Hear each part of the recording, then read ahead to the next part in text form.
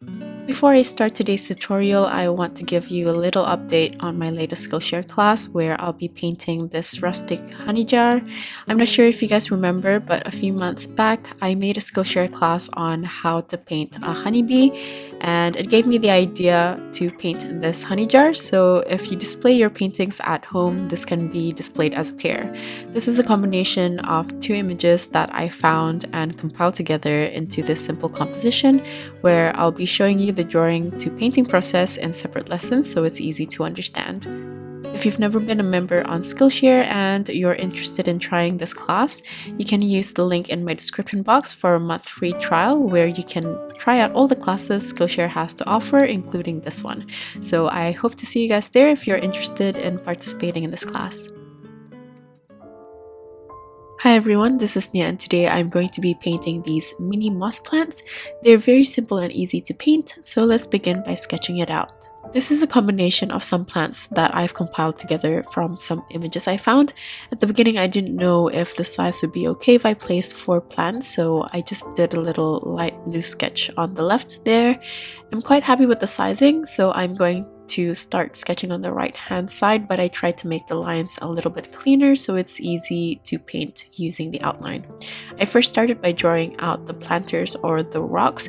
You can simplify the shapes by sketching out ovals or circles depending on the basic shapes that you're looking for, and then add different angled lines to make the shape look more natural and uneven.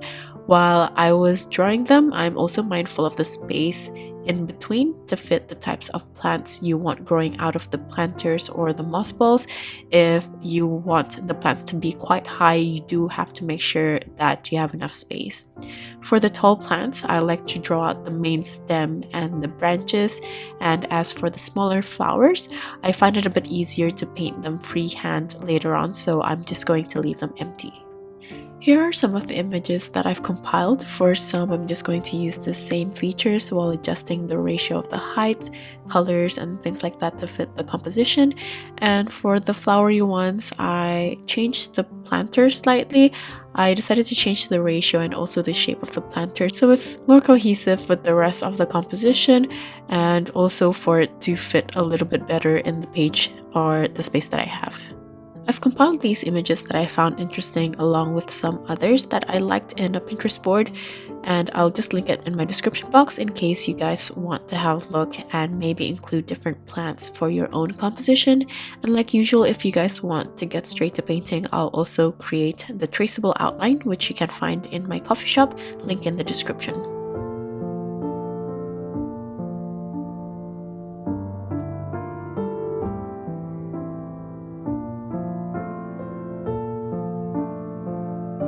Next, here are the colors I'll be using. This is Sepia by Holbein, Yellow Ochre by Holbein, Quin Sienna by Daniel Smith, Terre Verte by Holbein, Cobalt Blue by Holbein, Hansa Yellow Light by Daniel Smith, Quin Red by Daniel Smith, and Chinese White by Holbein. I'll also be using some colored pencils to define some outlines. This is by Faber-Castell and it's just a cheap watercolor colored pencil, a hobby grade one, and it doesn't have specific names for the colors, instead they have numbers. Let's begin to paint. I'm going to first mix up Hansa Yellow Light with Terre Verte to create a light yellow-green, and throughout this whole painting I'm only going to be using this one small brush, which is a size 0. I'm going to use this light yellow-green and place them around the edges, just like the reference image here. And I'm just using the tip of my brush and tapping my brush slowly to create an uneven textured surface with a bit of white negative space. And while the surface is still wet, I like to vary the color by playing with the ratio of the green and the yellow. If I want a lighter green, I would add more Hansa yellow, and if I want a darker green, I would add more Terre Verte in the ratio. So here I'm just continuing it downwards with a darker green with more Terre Verte, and I'm still using the same motion as before, but I'm not going to let each area dry before adding on the different variation of color because I want the color to naturally mingle with each other, creating a nice natural blend. As for the darkest area of the moss here, I just use a mix of Terre Verte and Cobalt Blue without the Hansa Yellow Light.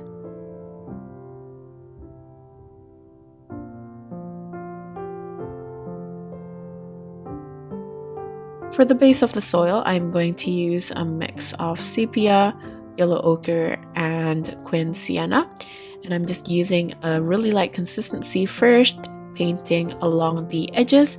Then I'm going to use a slightly thicker consistency with more sepia and Quin Sienna in the mix to paint the bottom part.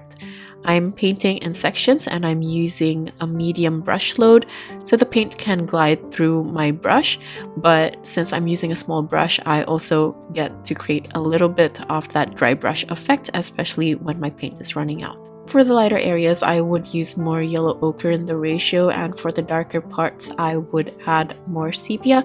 So I'm just going to keep layering on little by little until I like the contrast and I can slowly build the form this way.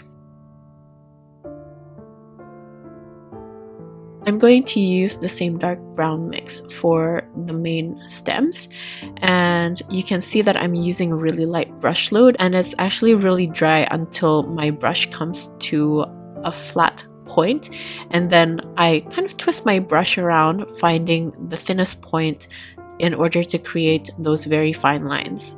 I like to also use a slightly darker value to paint the bottom of those stems and a lighter value to create finer lines.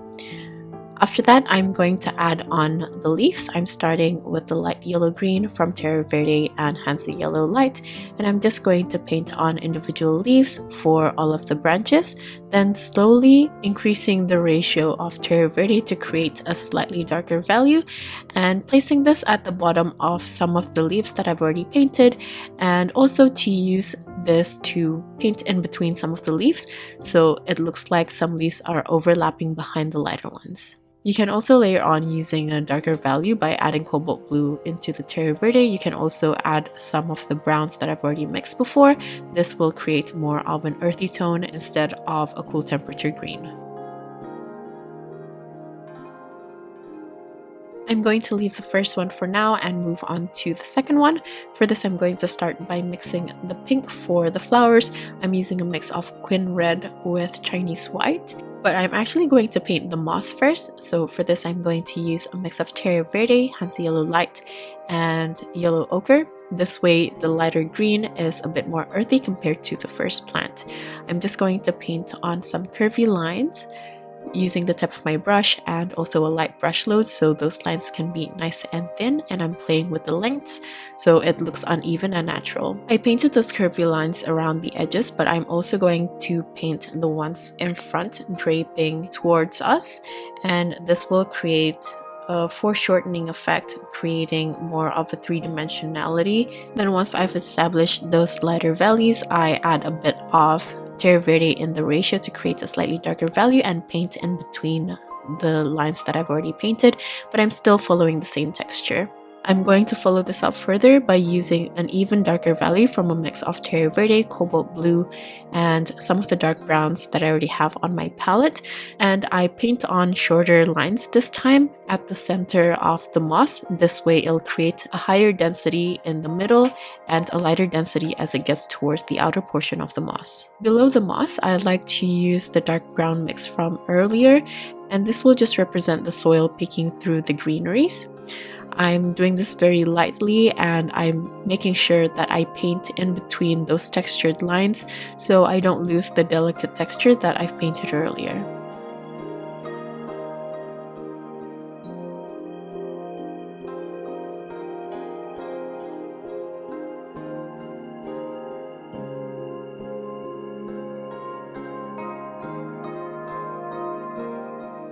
Moving on to the planter, I'm going to use Cobalt Blue hue as the main color with the tiniest bit of Quin Red to brighten the blue slightly and turn it into a periwinkle blue, then add some Chinese white to turn this into a pastel tone.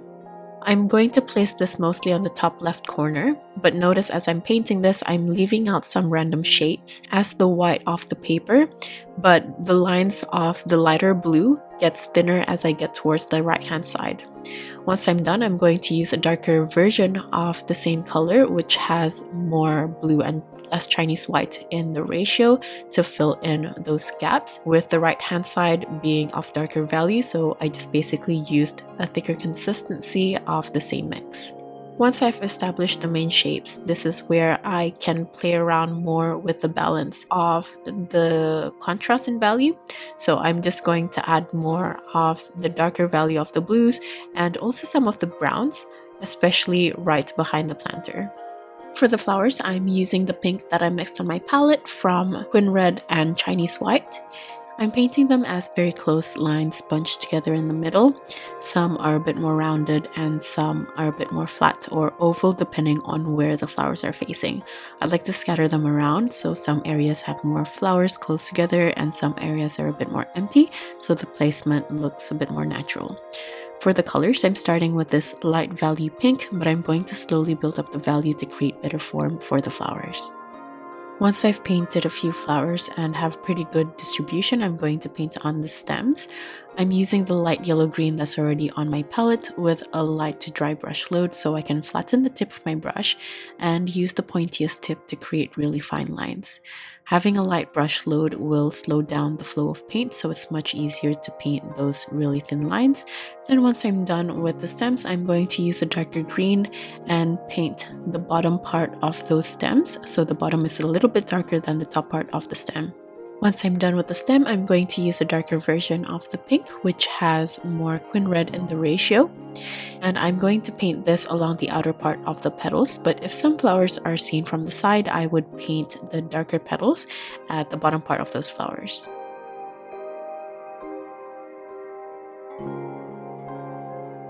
For the center of the flowers, I'm going to use Hansa Yellow Light mixed with a bit of that pink to create an orangey yellow color. And once I'm done, I'm going to have a look at how the flowers are composed all together and add a bit more until I'm happy with the balance of the flower positions. And here I'm just going to erase the extra pencil marks. For the third plant, I'm going to start by painting the flower. I'm using a mix of Cobalt Blue with a bit of Quin Red and a lot of Chinese White to create the same tone of blue as the second planter. And I'm going to use this really light blue color to paint 4-petaled flowers. I like to again play around with how the flowers are facing. For the ones at the bottom center, I tried to make the flowers face forward. As for the ones on top of the composition, or I should say the back, I tried to change the angles so we're seeing the flowers a bit more from the sides, so some petals which are facing us will be slightly foreshortened. While painting on the tiny flowers, I'm being mindful to not touch the wet petals together. Instead, I leave a bit of white space in between so the wet paint doesn't combine together. And it's best to use a light to medium brush load so those tiny petals are not puddling up. Once I have a good amount of flowers down, I'm going to use a darker version of the same color. This just has a bit less Chinese white in the ratio. And I'm going to paint this on some of the petals. So some petals are a bit lighter, some are a little bit darker. And for the ones where the petals are opened up, I just place this at the edges and then I soften it so there's a slight gradient from the darker tip to the lighter center. Once I'm done, I'm going to add the same orange color as the previous flower. This is from a mix of Quin Red and the Hansa Yellow Light. I'm also going to use the same yellow-green mix from Terre Verte, Hansa Yellow Light, and a bit of yellow ochre to paint the stems of these small flowers. As for the lines, I just curve them slightly, but I'm not going to make it wavy like the one before. And for some of the stems which has a lot of white space next to them, I'm just going to fill in the space by adding some really tiny leaves.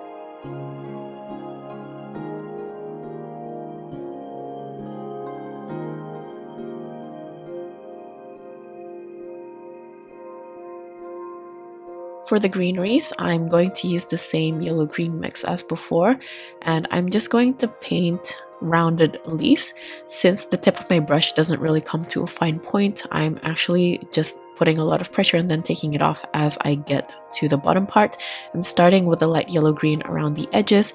Then for the dark green, I use a mix of Terre Verte with a little bit of Quin Sienna. As I get towards the bottom, I'm going to darken the green even more with a bit of Sepia. And I'm going to be very careful as I'm placing the darker values around the light flowers. I want to paint around them, not over them. I'm going to leave a bit of space below the greenery so I can show a bit of the soil peeking through.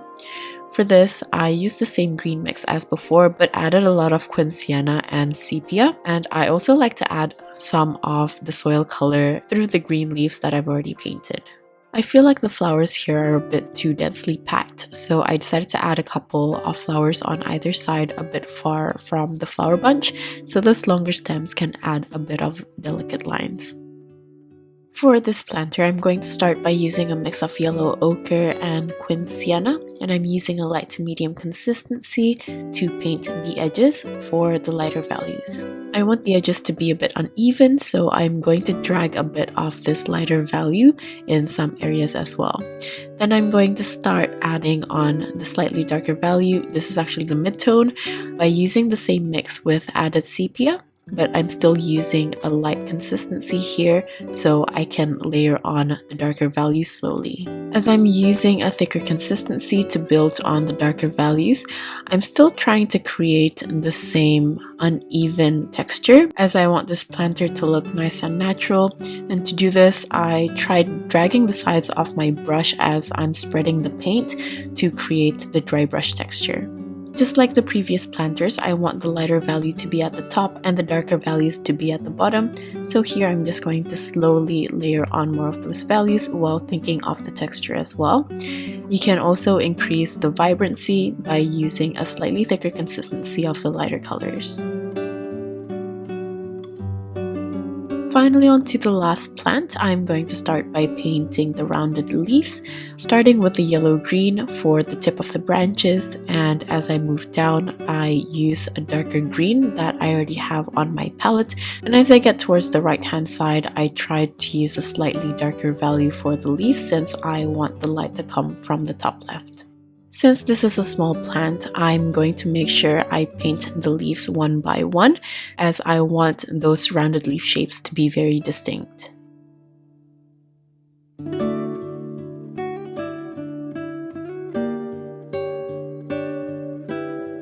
Once I've placed most of the leaves, I'm going to add a bit of gradation and the darker values. So here I'm still using the darker values that I have left on my palette. If you ran out, that's from a mix of Terre Verte with either Quin Sienna or Sepia. If you want the color to be a bit cooler instead of earthy, you can also add a bit of Cobalt Blue. I like to place the darker values on the ends of the leaves, so as it connects to the branches, the value is a little bit darker. And for some leaves, I like to darken the whole thing. For some, I also like to add a little bit of detail by painting on the midrib. For the stem and the branches, I'm using a dark brown mix from Quin Sienna and Sepia, and I want the branches to be nice and light, whereas the main stem to be a little bit thicker. For the base of this mini tree, I want the moss to be very earthy in terms of tone, so here I'm using a mix of yellow ochre with Terre Verte with a lot of yellow ochre in the ratio, and I'm going to place some of these lighter colors following the curvature of the moss ball. For the slightly darker value, I'm going to add more Terre Verte in the mix, and as I get towards the bottom, I'm going to slowly add a mix of Quin Sienna and Sepia into the Terre Verte. Just like the first moss, I painted this by tapping the tip of my brush and also leaving out some white negative space here and there for the added texture and effect.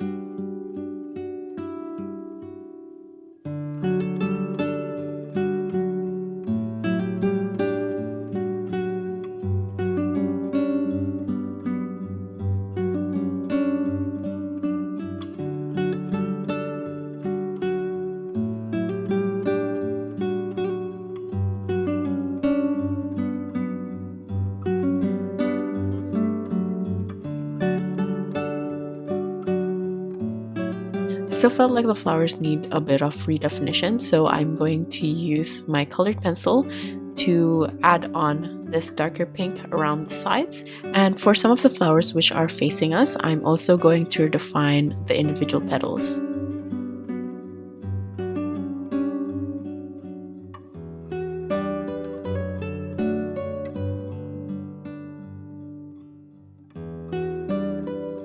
Next, for the blue flowers, I'm using this dark blue colored pencil to outline each of the flowers.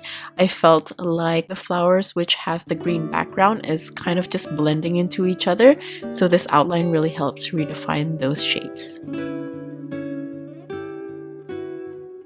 Now looking back at all the planters, I decided to darken certain areas. So here I'm using the same mix with more cobalt blue in the ratio, and here I'm just using sepia to darken the bottom.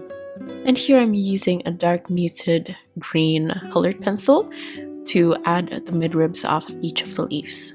Then just like the previous two, I'm going to erase the extra pencil marks. After looking at the whole painting again, I felt like all of them looks like they're floating, so I'm going to add a bit of cast shadow. For this, I used a mix of Cobalt Blue with Quin Sienna and Chinese White. I'm using a light consistency to just cover the area of the cast shadow first. For the third planter, since it's quite large, I started by using a thin consistency, and closer to the planter itself, I used a slightly darker value. And I also decided to darken the bottom to add a bit more contrast between the planter itself and the cast shadow.